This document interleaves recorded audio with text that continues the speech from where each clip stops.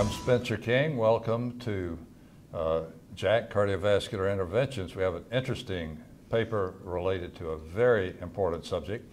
As you all know, the radial approach is being increasingly used around the world, in the U.S. not as much as in Europe, but we have a very fascinating paper giving us insight into how to do the radial procedure, the size of catheters used, and the complications.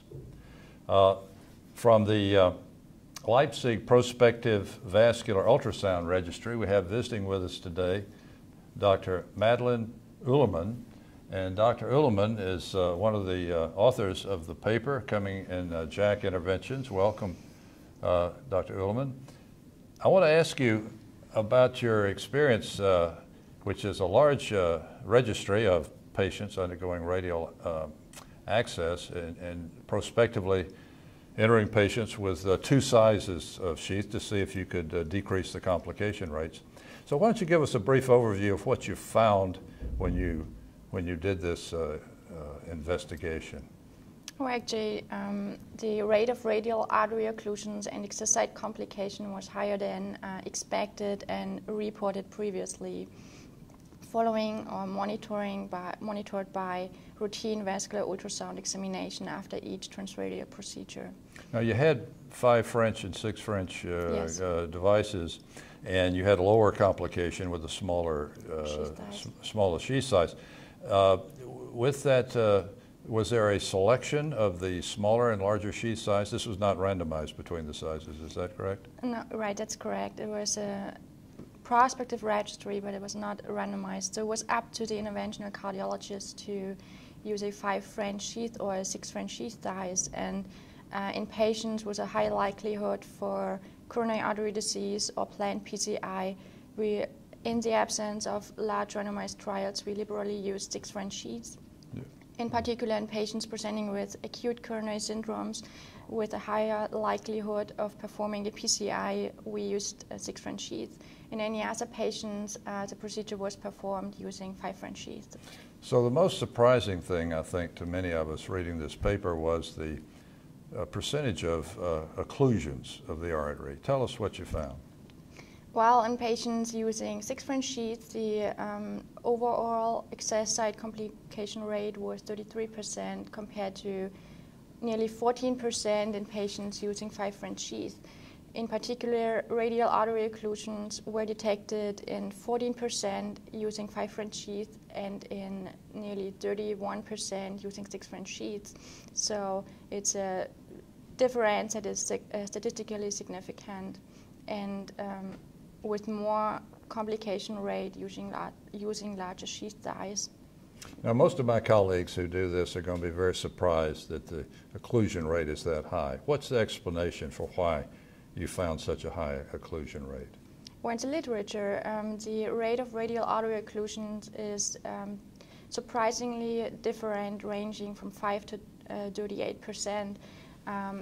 But the difference is that we started a routine vascular ultrasound examination after each procedure because clinical examination alone with pulse control may be unsensitive or not sensitive enough to detect the true rate of radial artery occlusion. So all of our patients were monitored by vascular ultrasound examinations, even in patients that were asymptomatic and did not have any symptoms at the excess site. So you're saying if you look for it, you find it. You find Yes. occlusion.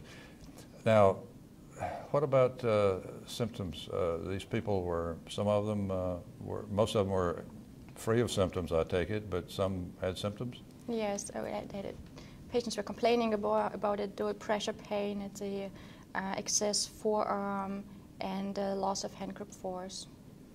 And they developed this immediately, or about 45% had acute symptoms after taking off the compression device, and as 7% of our patients became symptomatic at home when they were resuming their physical activity within 4 days after the procedure. So the ultrasound was done at what time following the procedure? Within 24 hours. Within 24 hours. So within 24 hours, You have an occluded artery. How many of those stay occluded? Do we know this?